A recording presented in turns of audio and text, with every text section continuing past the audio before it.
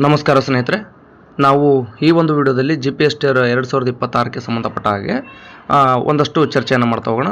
ಅದಕ್ಕೂ ಮುಂಚೆ ನೀವೇನಾದರೂ ನಮ್ಮ ಯೂಟ್ಯೂಬ್ ಚಾನಲ್ಗೆ ಸಬ್ಸ್ಕ್ರೈಬ್ ಮಾಡ್ಕೊಂಡಿಲ್ಲ ಅಂದರೆ ದಯವಿಟ್ಟು ಸಬ್ಸ್ಕ್ರೈಬ್ ಮಾಡ್ಕೊಳ್ಳಿ. ಸ್ನೇಹಿತರೆ, ಒಟ್ಟು 125 ಮಾರ್ಕ್ಸು ಕನ್ನಡ ವಿಷಯದ ಮೇಲೆ ಬರ್ತಕ್ಕಂಥದ್ದು. ಹಾಗಾಗಿ ನೋಡಿ, GPSTR ಪರೀಕ್ಷೆ ಅನ್ನೋಂಥದ್ದು ಒಟ್ಟಾರೆ 400 ಅಂಕಗಳಿಗೆ ನಡೆಯುವಂಥದ್ದು. ಈ 400 ಅಂಕಗಳಲ್ಲಿ 125 ಅಂಕಗಳಿಗೆ ಬರೀ ಕೇವಲ ಕನ್ನಡದಿಂದನೇ ಬರ್ತವೆ ಅಂತ ಅನ್ನೋದಾದರೆ ನೀವು ಕನ್ನಡ ಮತ್ತು ಕನ್ನಡ ಗ್ರಾಮರ್ಗೆ ಹೆಚ್ಚಿನ ಒತ್ತನ್ನು ನೀಡಬೇಕಾಗುತ್ತೆ. ಸೊ ಹಾಗಾಗಿ ಒಟ್ಟಾರೆಯಾಗಿ ಕನ್ನಡ 125 ಅಂಕಗಳಿಗೆ ಯಾವೆಲ್ಲ ಪತ್ರಿಕೆಯಲ್ಲಿ ಕನ್ನಡ ಬರುತ್ತೆ ಮತ್ತು ಈ ಒಂದು ಕನ್ನಡದ ಅಂದರೆ OMR ಅಂದರೆ MCQ ಆಧಾರದಲ್ಲಿ ಪ್ರಶ್ನೆಗಳಿರ್ತಾವ ಅಥವಾ ಡಿಸ್ಕ್ರಿಪ್ಷನಲ್ಲಿ ಇರ್ತಾವ, ಇದೆಲ್ಲದ್ರ ಬಗ್ಗೆನೂ ನಾವು ನೋಡ್ತಾ ಹೋಗೋಣ. ಮರೆಯದೇನೆ ನಮ್ಮ ಯೂಟ್ಯೂಬ್ ಚಾನಲ್ಗೆ ದಯವಿಟ್ಟು ಸಬ್ಸ್ಕ್ರೈಬ್ ಮಾಡ್ಕೊಳ್ಳಿ.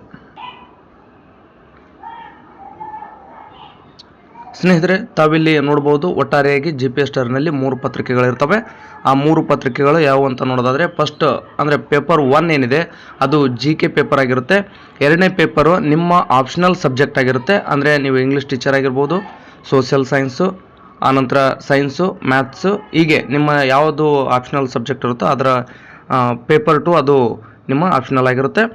ಮೂರನೇ ಪತ್ರಿಕೆ ಭಾಷಾ ಅಂದರೆ ಬೋಧನಾ ಮಾಧ್ಯಮ ಯಾವ ಭಾಷೆದ್ದಿರುತ್ತೆ ಆ ಭಾಷೆ, ಅಂದರೆ ಬಹುತೇಕ ಕನ್ನಡ ಇರತಕ್ಕಂಥದ್ದು. ಹಾಗಾದರೆ ನಾವು ಮೊದಲನೇ ಒಂದು ಪೇಪರ್ನ ನೋಡೋದಾದರೆ ನೋಡಿ, ಒಟ್ಟಾರೆಯಾಗಿ GK ಪೇಪರ್ನಲ್ಲಿ ಒಟ್ಟು 150 ಪ್ರಶ್ನೆಗಳು ಬರ್ತವೆ. ಎಲ್ಲವೂ ಕೂಡ MCQ ಆಧಾರಿತನೇ ಇರತಕ್ಕಂಥದ್ದು. ಅಂದರೆ ಎಲ್ಲವೂ ಬಹು ಆಯ್ಕೆ ಪ್ರಶ್ನೆಗಳೇ ಇರ್ತವೆ.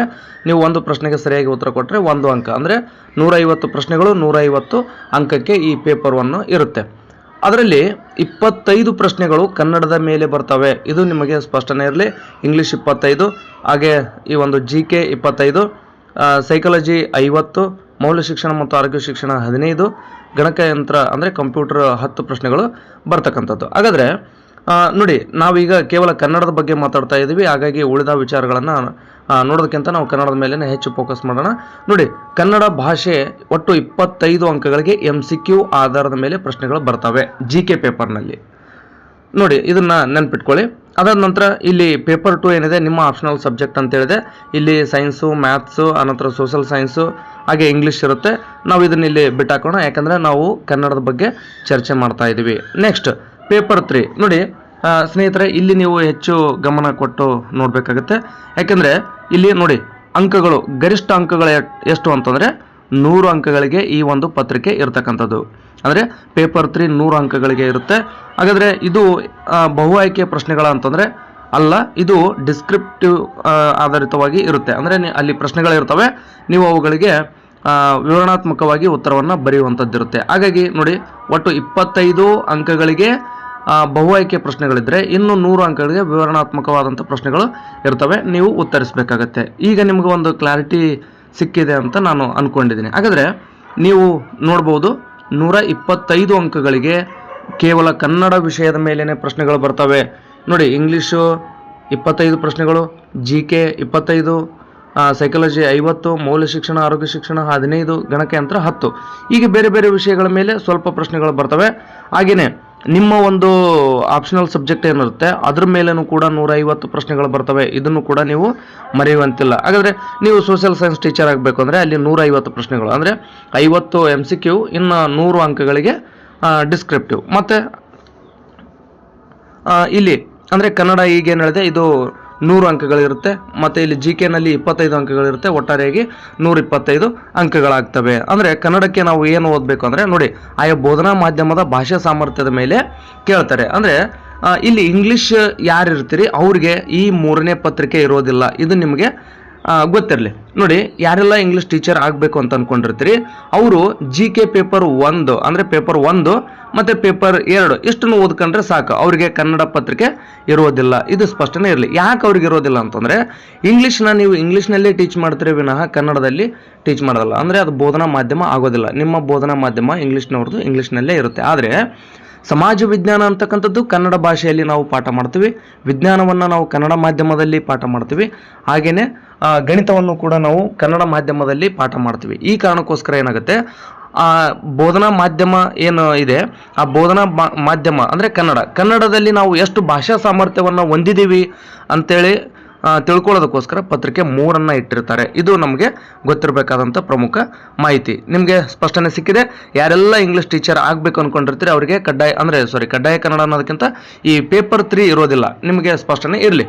ಹಾಗಾದರೆ ನೀವು ಯಾರೆಲ್ಲ ಇಂಗ್ಲೀಷ್ ಮಾಡಿರ್ತೀರಿ ನೀವು ಸಮಾಜ ವಿಜ್ಞಾನನೂ ಕೂಡ ಬರೆಯೋದಕ್ಕೆ ಎಲಿಜಿಬಲ್ ಇರುತ್ತೆ. ಯಾಕಂದರೆ ಆಪ್ಷನಲ್ ಇಂಗ್ಲೀಷ್ ಜೊತೆಗೆ ಹಿಸ್ಟ್ರಿನೋ ಎಕನಾಮಿಕ್ಸೋ ಸೋಷಿಯಾಲಜಿನೋ ಹೀಗೆ ಹಲವಾರು ವಿಷಯಗಳಲ್ಲಿ ಒಂದೆರಡು ತೊಗೊಂಡಿರ್ತೀರಿ. ಆಗ ನೀವು ಸಮಾಜ ವಿಜ್ಞಾನನೂ ಕೂಡ ಅಪ್ಲಿಕೇಶನ್ ಹಾಕ್ತೀರಿ.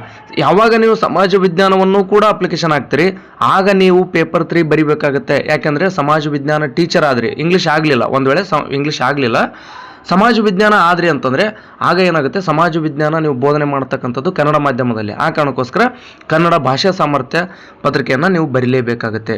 ಸೊ ನಿಮಗೆ ಒಂದು ಕ್ಲಾರಿಟಿ ಸಿಕ್ಕಿದೆ ಅಂತ ನಾನು ಅಂದ್ಕೊಂಡಿದ್ದೀನಿ. ಹಾಗಾದರೆ ಉಳಿದಂತೆ ಈ 125 ಅಂಕಗಳಿಗೆ ನೀವು ಏನು ಓದಬೇಕು ಅಂದರೆ ನೋಡಿ, ಸ್ಪಷ್ಟವಾಗಿ ಹೇಳ್ತೀನಿ. 6ರಿಂದ 10ನೇ ತರಗತಿಯ ಕನ್ನಡ ಪಠ್ಯಪುಸ್ತಕದಲ್ಲಿ ಅಲ್ಲಿ ಕವಿಗಳ ಪರಿಚಯ ಬರ್ತವೆ, ಜೊತೆಗೆ ಸಮಾನಾರ್ಥಕ ವಿರುದ್ಧಾರ್ಥಕಗಳು ಇರ್ತವೆ. ಅಂದರೆ ಬರೀ ಸಮಾನಾರ್ಥಕ ವಿರುದ್ಧಾರ್ಥಕ ಅಲ್ಲ, ಕನ್ನಡ ಗ್ರಾಮರ್, ಸಂಪೂರ್ಣವಾದಂಥ ಕನ್ನಡ ಗ್ರಾಮರ್ ಇರುತ್ತೆ. ಇನ್ನೊಂದೇನಂತಂದರೆ ಪ್ರತಿ ಪಾಠದ ಹಿಂದ್ಗಡೆ ಶಬ್ದಗಳ ಅರ್ಥ ಇರ್ತವೆ. ಅಂದರೆ ಕಠಿಣ ಪದಗಳ ಅರ್ಥ ಅಂತ ಇರುತ್ತೆ. ಆ ಕಠಿಣ ಪದಗಳ ಅರ್ಥವನ್ನು ನೀವು ಓದಬೇಕಾಗುತ್ತೆ. ಅಂದರೆ ಕವಿ ಪರಿಚಯ, ಪ್ರತಿ ಪಾಠದ ಕವಿ ಪರಿಚಯ ನೋಡ್ಕೊಳ್ರಿ ಆದಷ್ಟು. ಜೊತೆಗೆ ಪ್ರತಿ ಪಾಠದ ಇದನ್ನು ಮಾತ್ರ ತಪ್ಪಿಸಂತಿಲ್ಲ, ನೀವು ಕವಿ ಪರಿಚಯ ಓದ್ತಿರೋ ಬಿಡ್ತಿರೋ ಸೆಕೆಂಡ್ರಿ, ಆದರೆ ಆ ಪಾಠದ ಹಿಂದ್ಗಡೆ ಇರ್ತಕ್ಕಂಥ ಪದಗಳ ಅರ್ಥವನ್ನು ಸಂಪೂರ್ಣವಾಗಿ ಓದ್ಕೊಳ್ಳೇಬೇಕು. ಜೊತೆಗೆ ಆ ಪಾಠದ ಹಿಂದಿರ್ತಕ್ಕಂಥ ಗ್ರಾಮರ್ನ ನೀವು ಸರಿಯಾಗಿ ಓದ್ಕೋಬೇಕಾಗುತ್ತೆ. ಅಂದರೆ 6ರಿಂದ 10ನೇ ತರಗತಿಯ ಕನ್ನಡ ಪುಸ್ತಕವನ್ನು ನೀವು ತೊಗೊಂಡು ಅದರಲ್ಲಿ ಗ್ರಾಮರ್ ಏನಿದೆ ಗ್ರಾಮರ್ನ ಸಂಪೂರ್ಣವಾಗಿ ಓದಿ. ಅಲ್ಲಿ ಗದ್ಯ ಪದ್ಯ ಓದಕ್ಕೆ ಹೋಗ್ಬೇಡಿ, ಗದ್ಯ ಪದ್ಯದಿಂದ ಏನೋ ಅವಶ್ಯಕತೆ ಇಲ್ಲ. ಗದ್ಯ ಅಥವಾ ಪದ್ಯದ ಹಿಂದ್ಗಡೆ ಇರತಕ್ಕಂಥ ಪದಗಳ ಅರ್ಥವನ್ನು ಬೇಕಾದರೆ ಓದ್ಕೊಳ್ಳಿ. ಓಕೆ, ಇದಿಷ್ಟು ಓದಿದರೆ ಸಾಕಂದರೆ ಇಲ್ಲ, ನಿಮಗೆ ಅಲ್ಲಿ ಇನ್ನಷ್ಟು ಪರಿಪೂರ್ಣ ಆಗಬೇಕು ಅಂದರೆ ಲಕ್ಷ್ಮಣ್ ಗಡೇಕರ್ ಅವರ ಪುಸ್ತಕ ಕನ್ನಡ ರತ್ನ ಅಂತ ಪುಸ್ತಕ ಇದೆ. ಆ ಲಕ್ಷ್ಮಣ್ ಗಡೇಕರ್ ಅವರ ಕನ್ನಡ ರತ್ನವನ್ನು ನೀವು ತೊಗೊಂಡ್ರಿ ಅಂತಂದರೆ ಉತ್ತಮವಾದಂಥ ಪುಸ್ತಕ. ಇಲ್ಲಿ ಒಳ್ಳೆ ಸ್ಕೋರನ್ನು ಮಾಡ್ಬೋದು. ಆಲ್ರೆಡಿ ನಿಮ್ಮ ಕಡೆ ಏನಾದರೂ KM ಸುರೇಶ್ ಸರ್ದು ಪುಸ್ತಕ ಇತ್ತು ಅಂತಂದರೆ ತೊಗೊಳ್ಳೋಂಥ ಅವಶ್ಯಕತೆ ಇಲ್ಲ. ಅಂದರೆ ನೀವು ನಿಮ್ಮ ಕಡೆ ಕನ್ನಡ ಬುಕ್ಕೇ ಇಲ್ಲ ಅಂತಂದರೆ ಫಸ್ಟ್ ನಾನು ನಿಮಗೆ ರೆಫರ್ ಮಾಡೋದಕ್ಕೆ ಹೇಳೋದೇನಂತಂದರೆ ಲಕ್ಷ್ಮಣ್ ಗಡೇಕರ್ದು ತೊಗೊಳ್ಳಿ. ಒಂದು ವೇಳೆ KM ಸುರೇಶ್ ಇದ್ದರೆ ಓಕೆ, ಅದು ಕೂಡ ಚೆನ್ನಾಗಿದೆ, ನೀವು ಅದನ್ನು ಬೇಕಾದ್ರೂ ಓದ್ಬೋದು. ಈ 2 ಪುಸ್ತಕಗಳಲ್ಲಿ ನೀವು ಯಾವುದಾದ್ರೂ ಕನ್ನಡಕ್ಕೆ ಓದಿದ್ರಿ ಅಂತಂದರೆ ನೋಡಿ, ಕನಿಷ್ಠ 125 ಅಂತಂದರೆ ಕನಿಷ್ಠ ನೀವು 100 ಅಂಕಗಳನ್ನು ಇಲ್ಲಿ ಪಡೆದುಕೊಳ್ಳೇಬೇಕಾಗುತ್ತೆ. ಅಂದರೆ ಒಳ್ಳೆ ಸ್ಕೋರ್ ಆಗುತ್ತೆ. ಆ ಕಾರಣಕ್ಕೋಸ್ಕರ ಹೇಳ್ತಾ ಇದ್ದೀನಿ ನೋಡಿ. ಹೀಗೆ ಇಲ್ಲಿ ನೋಡಿ 100 ಇದೆ, 100ಕ್ಕೆ ನೀವು ಕನಿಷ್ಠ 50 ಅಂಕಗಳನ್ನು ಗಳಿಸುವುದು ಕಡ್ಡಾಯ. ಅಂದರೆ 100ಕ್ಕೆ 50 ಮಾರ್ಕ್ಸ್ನ ತೊಗೊಳ್ಳೇಬೇಕು. ಜಸ್ಟ್ ನೀವು 50 ತೊಗೊಂಡ್ರೆ ಸಾಕಂದ್ರೆ ಸಾಕು. ಆದರೆ ನೀವು ಮೆರಿಟ್ ಲಿಸ್ಟ್ನಲ್ಲಿ ಬರಬೇಕಂದ್ರೆ ಏನು ಮಾಡಬೇಕಾಗುತ್ತೆ, 100ಕ್ಕೆ 80, 85, 90, 95ವರೆಗೂ ಕೂಡ ಸ್ಕೋರ್ ಮಾಡಬೇಕಾಗುತ್ತೆ.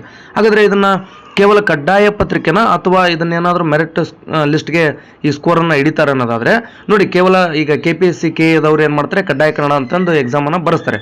ಅಲ್ಲಿ ಕೇವಲ ಏನಾಗುತ್ತೆ 35, 35, 40, 45 ತೊಗೊಂಡು ಪಾಸಾಗಿ ಕ್ಲಿಯರ್ ಮಾಡ್ಕೊತೀರಿ. ಆದರೆ ಆ ರೀತಿ ಇದು ಕಡ್ಡಾಯ ಕನ್ನಡ ಅಲ್ಲ. ಇದೇನು ಅಂತಂದರೆ ಈ ಸ್ಕೋರನ್ನು ನಿಮ್ಮ ಮೆರಿಟ್ ಲಿಸ್ಟ್ಗೆ ಹಿಡಿತಾರೆ. ನೋಡಿ ಇಲ್ಲಿ GK ನೋಡಿ, ಉದಾಹರಣೆಗೆ GKನಲ್ಲಿ ನಿಮ್ಮ ಸ್ಕೋರು 150ಕ್ಕೆ ಒಂದು 100 ಆಗಿದೆ ಅಂತ ಅಂದ್ಕೊಳ್ಳಿ. ಇಲ್ಲಿ ನಿಮ್ಮ ಈ ಒಂದು ಆಪ್ಷನಲ್ ಸಬ್ಜೆಕ್ಟ್ ಇದೆ, ಆ ಆಪ್ಷನಲ್ ಸಬ್ಜೆಕ್ಟು ಕೂಡ 150ಕ್ಕಿದೆ, ಅಲ್ಲಿ ಕೂಡ ಒಂದು 100 ಆಗಿದೆ ಅಂತ ಅಂದ್ಕೊಳ್ಳಿ. ಕನ್ನಡ ಇದೆ, ನೀವೇನೋ ಕನ್ನಡ ಇದು ಜಸ್ಟ್ ಎಲಿಜಿಬಲ್ ಎಕ್ಸಾಮ್ ಇರ್ಬೋದು ಅಂತ ಅಂದ್ಕೊಂಡು ನೀವೇನಾದರೂ ಬೇಕು ಬೇಡ ಬರ್ಕೊಂಡು ಒಂದು 60 ಮಾಡಿದ್ರಿ ಅಂತ ಅಂದ್ಕೊಳ್ಳಿ. ಇಲ್ಲೇನಾಯಿತು 260 ಆಯಿತು. ಅದೇ ನಿಮ್ಮ ಜೊತೆಗಿರ್ತಕ್ಕಂಥವನು ನಿಮ್ಮ ಹಾಗೆಯೇ 100 ತೊಗೊಳ್ಳಿ.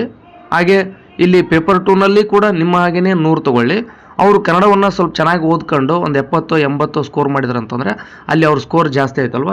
ಆಗೇನಾಗುತ್ತೆ, ನಿಮಗಿಂತ ಅವ್ರದ್ದು ಸ್ಕೋರ್ ಹೆಚ್ಚಾದಾಗ ಈ ಒಂದು ಮೆರಿಟ್ ಲಿಸ್ಟ್ಗೆ ಅವ್ರನ್ನ ಕನ್ಸಿಡರ್ ಮಾಡ್ತಾರೆ. ಅಂದರೆ ಬ್ಯಾಕಪ್ ಎಲ್ಲ ಇರುತ್ತೆ ಇನ್ನೂ. ಯಾಕೆಂದರೆ ಈಗ 70% CET ಆಯಿತು, ಬಟ್ ಬ್ಯಾಕಪ್ನಲ್ಲಿ ನೀವೇನಾದರೂ ಅವ್ರನ್ನ ಹಿಂದೆ ಹಾಕ್ಬೋದು. ಆದರೆ ಒಂದು ವೇಳೆ ಹಿಂದೆ ಹಾಕೋಕ್ಕಾಗಲಿಲ್ಲ ಅಂತಂದರೆ ಅಲ್ಲಿ ಏನಾಗುತ್ತೆ ಅಂತಂದರೆ ಈ 180 ಅಥವಾ 160 ಇವನ್ನ ನೋಡ್ಕೊಳ್ಳೋದಾದರೆ CETಯಲ್ಲಿ ಅವ್ರದ್ದು ಹೆಚ್ಚು ಸ್ಕೋರ್ ಆಗುತ್ತೆ. ಅಂದರೆ ಈ ರೀತಿಯಾಗಿ ಕಡ್ಡಾಯ ಕನ್ನಡ ಅಂತ ನಾವು ಅಂದ್ಕೊಳ್ಳೋದಕ್ಕಿಂತ ಇದು ಒಂದು ಮೆರಿಟ್ ಲಿಸ್ಟ್ಗೆ ಹಿಡಿತಾರೆ ಈ ಸ್ಕೋರನ್ನು. ಆ ಕಾರಣಕ್ಕೋಸ್ಕರ ಇದನ್ನು ಕೂಡ ನೀವು 90, 95ರವರೆಗೆ ಮಾಡ್ತಕ್ಕಂಥ, ಅಂದರೆ ಅಷ್ಟು ಟಾರ್ಗೆಟನ್ನು, ಆ ಸ್ಕೋರನ್ನು ಮಾಡ್ತಕ್ಕಂಥ ಟಾರ್ಗೆಟ್ನ ನೀವು ಇಟ್ಕೋಬೇಕಾಗುತ್ತೆ. ಇಲ್ಲಿ ನೋಡಿ, ಅಂದಾಜು 25ಕ್ಕೆ ನೀವು ಕನಿಷ್ಠ 20 ಅಂಕಗಳನ್ನಾದರೂ ಪಡ್ಕೊಳ್ಳೇಬೇಕು. ಜೊತೆಗೆ ಇಲ್ಲಿ 100 ಅಂಕಗಳಿದ್ದಾವೆ.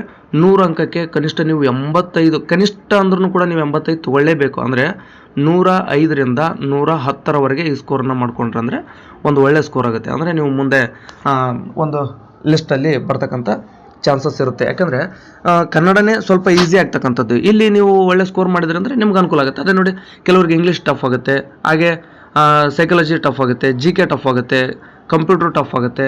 ಅವರೆಲ್ಲ ಮತ್ತು ಇಲ್ಲಿ ಟಫ್ ಆಗುತ್ತೆ ಅನ್ನೋದಾದರೆ ನೀವು ಸ್ಕೋರ್ ಮಾಡಬೇಕಾಗಿದ್ದು ಎಲ್ಲಿ, ನಿಮ್ಮ ಆಪ್ಷನಲ್ ಸಬ್ಜೆಕ್ಟು ಮತ್ತು ಕನ್ನಡದಲ್ಲಿ. ಸೊ ಇಲ್ಲಿ ನೀವು ಚೆನ್ನಾಗಿ ಓದ್ಕೊಳ್ಳಿ. ಹಾಗೆ ನೋಡಿ, ಇಂಗ್ಲೀಷ್ 25 ಇರುತ್ತೆ. ನೀವು ಹೆಂಗೆ ಆಗಿ ಬಂದ್ರೂ ಕೂಡ ಒಂದು 15ರವರೆಗಾದರೂ ನೀವು ತೊಗೊಳ್ಳೇಬೇಕು. ಸ್ವಲ್ಪ ಹೆಚ್ಚಿಗೆ ಅದನ್ನು ಕೂಡ ಓದ್ಕೊಂಡ್ರಿ ಅಂತಂದರೆ ನೋಡಿ, ಸೈಕಾಲಜಿ 50 ಪ್ರಶ್ನೆಗಳು, ಅಂದರೆ ಮೌಲ್ಯ ಶಿಕ್ಷಣ ಮತ್ತು ಆರೋಗ್ಯ ಶಿಕ್ಷಣ ಜೊತೆಗೆ ಸೈಕಾಲಜಿಯನ್ನು ಕೂಡಿಸ್ಕೊಂಡ್ರೆ ಒಟ್ಟು 65 ಪ್ರಶ್ನೆಗಳು, 65 ಅಂಕಗಳು ಅಲ್ಲಿರುತ್ತೆ. ಆ ಕಾರಣದಿಂದಾಗಿ ನಿಮ್ಮ ಆಪ್ಷನಲ್ ಸಬ್ಜೆಕ್ಟು ಮತ್ತು ಕನ್ನಡಕ್ಕೆ ಹೆಚ್ಚಿನ ಮಹತ್ವವನ್ನು ಕೊಡಿ. ತದನಂತರ ಸೈಕಾಲಜಿ ಮತ್ತು ಇಂಗ್ಲೀಷ್ಗೆ ಹೆಚ್ಚಿನ ಒತ್ತನ್ನು ನೀಡಿದ್ರಿ ಅಂತಂದರೆ ಬಹುತೇಕ ಒಳ್ಳೆ ಸ್ಕೋರನ್ನು ಮಾಡ್ಬೋದು. ಯಾಕೆಂದರೆ ಸಾಮಾನ್ಯ ಜ್ಞಾನ ಅಂತಕ್ಕಂಥದ್ದು ಎವರ್ ಗ್ರೀನ್ GKಗೆ ಸಂಬಂಧಪಟ್ಟ ಹಾಗೆ ಪ್ರಶ್ನೆಗಳು ಬರ್ತವೆ. ಅಂದರೆ ನೀವು ಆಲ್ರೆಡಿ ಅಂಥ GK ಪ್ರಶ್ನೆಗಳನ್ನು ಓದ್ಕೊಂಡಿರ್ತೀರಿ. ಅಂದರೆ ಅಷ್ಟೇನು ಟಫ್ ಕೇಳಲ್ಲ. SD, FD, NKA ಮತ್ತು KPSC ಅವ್ರು ನೋಡ್ತಾರಲ್ಲ, ಆ ಪ್ರಕಾರ ಅಷ್ಟೊಂದು ಪ್ರಮಾಣದಲ್ಲಿ GK ಟಫ್ ಪ್ರಶ್ನೆಗಳು ಬರೋದಿಲ್ಲ. ಇವು ಸ್ವಲ್ಪ ಒಂದಷ್ಟು ಈಸಿ ಇರ್ತವೆ. ಆ ಕಾರಣಕ್ಕೋಸ್ಕರ ನೀವು ಈ ಒಂದು 65 ಪ್ರಶ್ನೆಗಳ ಸೈಕಾಲಜಿ, 125 ಕನ್ನಡ ಮತ್ತು 150 ನಿಮ್ಮ ಆಪ್ಷನಲ್ ಸಬ್ಜೆಕ್ಟಿಗೆ ಹೆಚ್ಚಿನ ಒತ್ತನ್ನು ಕೊಟ್ಟು ಈ ರೀತಿಯಾಗಿ ಒಂದು ಒಳ್ಳೆ ಪ್ಲ್ಯಾನ್ ಮಾಡಿಕೊಂಡು ಓದಿದ್ರಿ ಅಂತಂದರೆ ಒಂದು ಒಳ್ಳೆ ಸ್ಕೋರ್ ಆಗುತ್ತೆ. ನಿಮಗೆ ನಾನು ಹೇಳಿದ್ದೀನಿ, KM ಸುರೇಶ್ ಸರ್ದು ಅಥವಾ ಲಕ್ಷ್ಮಣ್ ಗಡೇಕರ್ ಸರ್ದು ಪುಸ್ತಕವನ್ನು ತೊಗೊಂಡು ಓದ್ರಿ. ಒಂದು ಒಳ್ಳೆಯ ಪುಸ್ತಕಗಳಾಗಿವೆ. ನಿಮ್ಮ ಸ್ಕೋರ್ ಕೂಡ ಹೆಚ್ಚಾಗುತ್ತೆ ಅನ್ನುವಂಥ ಭರವಸೆಯನ್ನು ನೀಡ್ತಾ ಈ ಒಂದು ವಿಡಿಯೋನಲ್ಲಿ ಮುಗಿಸ್ತಾ ಇದ್ದೀನಿ. ನೀವೇನಾದರೂ ಇದುವರೆಗೂ ನಮ್ಮ ಯೂಟ್ಯೂಬ್ ಚಾನಲನ್ನು ಸಬ್ಸ್ಕ್ರೈಬ್ ಮಾಡ್ಕೊಂಡಿಲ್ಲ ಅಂದರೆ ದಯವಿಟ್ಟು ಸಬ್ಸ್ಕ್ರೈಬ್ ಮಾಡ್ಕೊಳ್ಳಿ. ಹಾಗೆ ನಿಮಗೇನಾದರೂ ಡೌಟ್ ಇದ್ದರೆ ಕಮೆಂಟ್ ಬಾಕ್ಸ್ ಅಂತೂ ಓಪನ್ ಇದ್ದೇ ಇರುತ್ತೆ. ಕಮೆಂಟ್ ಮಾಡಿ ನಿಮಗೆ ಉತ್ತರಿಸುವಂಥ ಪ್ರಯತ್ನವನ್ನು ಮಾಡ್ತೀನಿ ಅಂತ ಹೇಳ್ತಾ ಈ ವಿಡಿಯೋನ ನೋಡಿದ್ದಕ್ಕಾಗಿ ತಮ್ಮೆಲ್ಲರಿಗೂ ಧನ್ಯವಾದಗಳು.